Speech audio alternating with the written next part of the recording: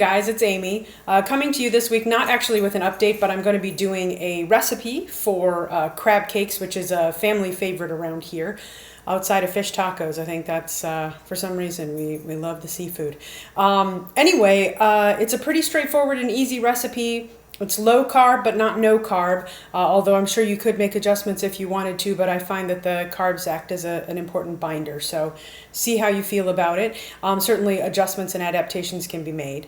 But anyway, so I've been running around all day. My kitchen is a mess, and I am looking a little bit, it's been pouring down rain, so forgive the appearance. We're just going to get straight into it. We will be making crab cakes, and we will also be making a remoulade, which is just a spicy flavored mayonnaise type dip for the crab cakes. If you're from that area of the country, you certainly know what that is already. But you can also buy remoulade at the store. They have it at almost every grocery store. So if you're like, lady, just tell me how to make the damn crab cakes, I will show you that part. And you can see how to make remoulade. We make it in our blender, the same place I make my smoothies. But you can make it, or buy it, definitely. And they taste good. So, okay, here are the ingredients. Okay, to make crab cakes, you are going to need oil to cook them in. You can use olive oil or vegetable oil. You'll actually need both for this recipe if you're making remoulade, but that's a separate ingredient list and a separate little recipe I'll show you in just a second. These are just the items you need in order to make the crab cakes. Here's the jumbo lump crab meat that I get at the store. And I usually wait till it's on sale. That's when we have crab cake day, because honestly, it's not the cheapest item, but it is a really nice special dinner item to have, and it's also nice to have in your back pocket for parties or celebrations as the holidays are coming up, because you can make mini crab cakes and then take them and have a really good weight loss surgery friendly option for yourself. So thumbs up on that. Okay, so there's that. Here are the carbs. You can use any kind of saltines. These just happen to be what I had on hand. And you don't need that many, but they, like I said, are an important binder, so I would include those. You're going to need mayo. You're going to need eggs. You're going to need Worcestershire sauce, Dijon mustard, parsley. Mine's kind of wilted. You can also use dry parsley if that's what you got in hand. It adds some flavor, the fresh stuff, but it really also adds some nice color. So I'm trying to revive mine in a glass of water. We'll see how I do. And then in terms of seasoning, either Old Bay, or if your preference is to use Tony's because you like something a little with a little more seasoning to it, either of these are great. Just make sure you pick one and stick with it for making both the crab cake and the remoulade so they go well together. Okay, hold on just a second and we'll be looking at remoulade ingredients. All right, this is all you need to do to make a remoulade. You need an acid. In this case, we're using lemon. You need a fat. In this case, we're going to be using the two oils, olive oil and vegetable oil, an egg to emulsify, and then for seasoning, we're going to be using garlic and salt and pepper and Old Bay in my case, because I think that's what we're in the mood for tonight. So I'm going to walk you through the steps of making the remoulade, and then we'll make the crab cakes as well.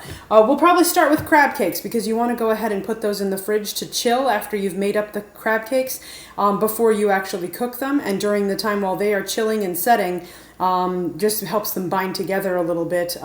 You will go ahead and make the remoulade during that time. So I'll do it in the right order, and then you'll be able to see how I usually make it. Okay.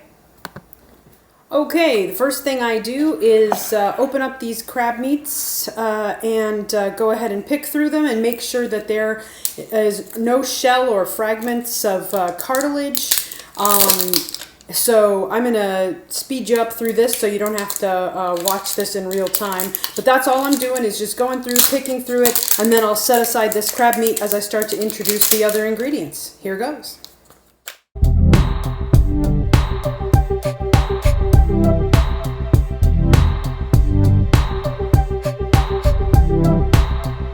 I didn't find anything on my search through, and I try not to break up the crab too much. I like to keep it in decent sized chunks here you're seeing.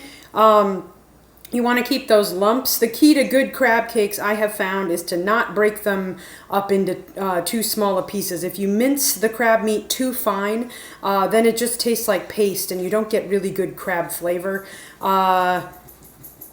So that's my one piece of advice when it comes to crab cakes. Anyhow, once you've put the crab meat in a bowl, you just crush up some saltines. And usually we use about 8 large saltines, or in this case I'll probably use about 10 or 12 of the small ones, probably 12. But you can do whatever you're comfortable with based on your carbs. I'm going to go ahead and get those out and get that going.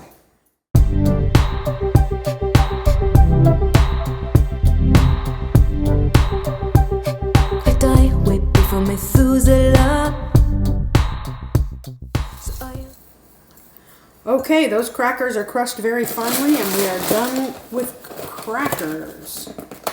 Now we're going to be adding 1 egg, half a cup of mayo, and a tablespoon of Dijon, a teaspoon of Worcestershire, a teaspoon of Old Bay, and 2 tablespoons of flat leaf parsley, along with some salt and pepper.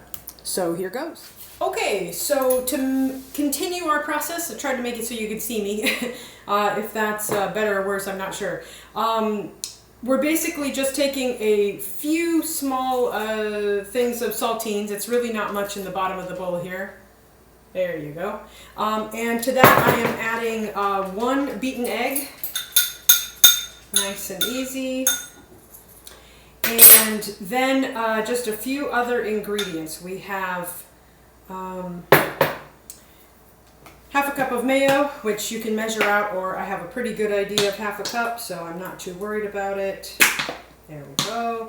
And then we have a tablespoon each of a tablespoon of Dijon, and then a teaspoon each of Worcestershire and Old Bay. Here we go. I happen to like my crab cakes with a little extra mustard kick to them. And now, this I really will measure. Teaspoon of Worcestershire. If you've made these a lot, you kind of get into a point where you're comfortable. And then Old Bay, which I think this is a new container, so you get to watch me awkwardly open it. That'll be fun. Woohoo!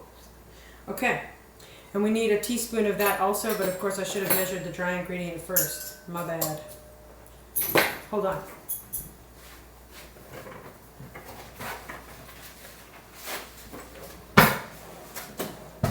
Okay. I usually put in a little extra, but that's just personal taste, so whatever you're comfortable with. So you're going to mix those ingredients together. And then when you feel like they are nice and mixed up, you can add your crab. You want to add the crab at the end, and you want to kind of stir it in gently, because like I said, if you break up that crab meat too much, it loses its delicious crabbiness, and it kind of just melds in and tastes all the same. Nobody wants that. That sounds boring. Okay, so in goes crab, pound of crab. So these are definitely protein-centric dinners. And I always have leftovers, which is nice, because they are even good chilled in a lunchbox.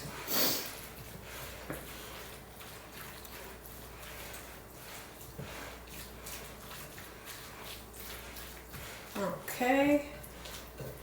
All right, these guys are pretty well mixed together. I'm going to go ahead and form these into crab cakes. What you want to do is just set out some parchment paper on a cookie sheet.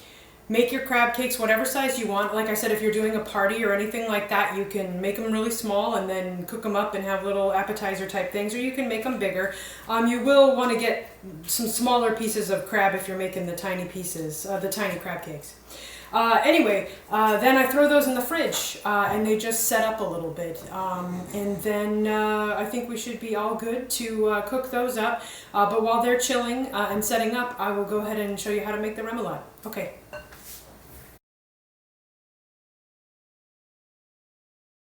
Yeah, so sometimes people forget to tell you to include the parsley, and maybe that somebody was me, and maybe it was sitting right here the whole time, and I still forgot it.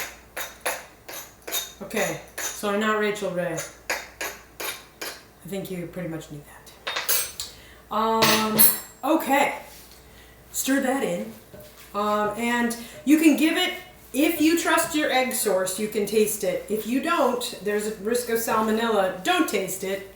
But you can sprinkle a little salt and pepper on top of your crab cakes right before you cook them. Or if you have tasted it and you know it needs some love, you can go ahead and do that at this stage and stir it in with the parsley.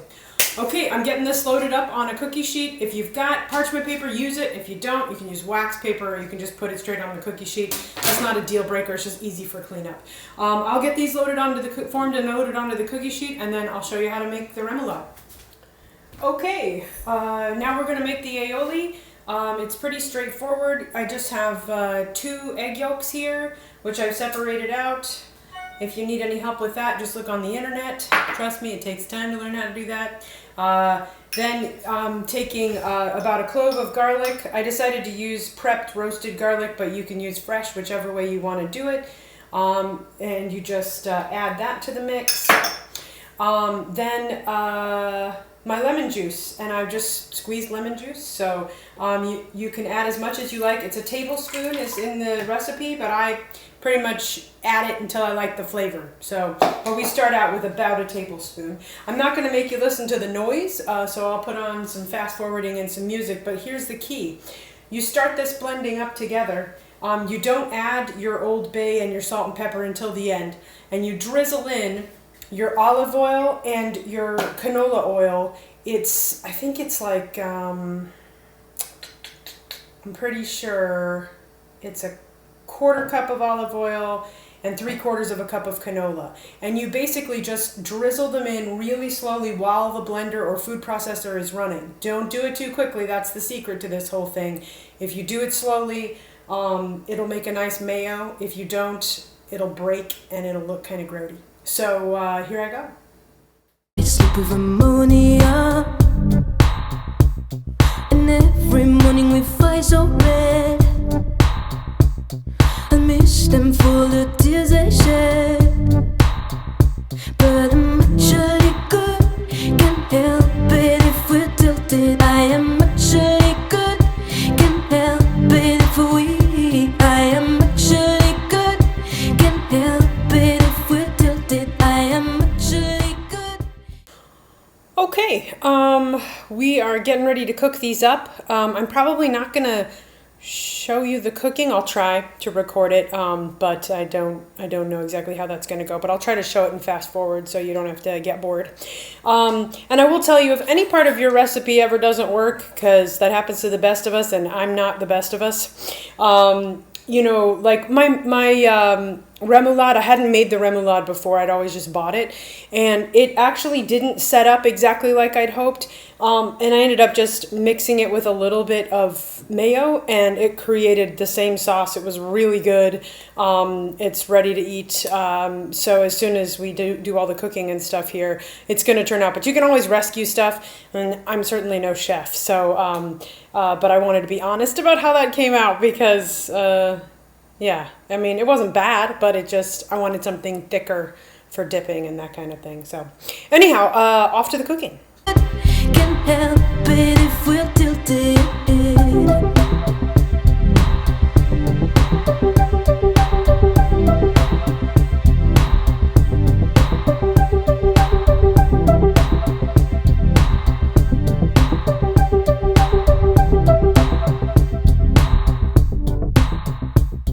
I miss brothels and mended souls.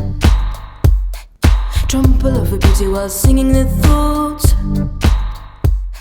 I match them with my... Okay, that's the last of it. I'm finishing up the last of the batch here. All you do to plate it up is just throw some remoulade on the plate. Sometimes I add lemon and a few slices of avocado. I can't really fit too much else in. Obviously, if you're making this for the general population that is not WLS, you can add in a salad or any number of other things that go great with it. Buttered potatoes are delicious for people who can eat that stuff. And sometimes I have had a little new potato or something like that with it. So that's all you do. You pull them out when they look, as Alton Brown always says, GBD, golden brown and delicious. You go ahead and let them just settle for just a minute on the tray so that they can finish draining, and They will be good, I promise. Thanks for watching, you guys. Take care. Bye.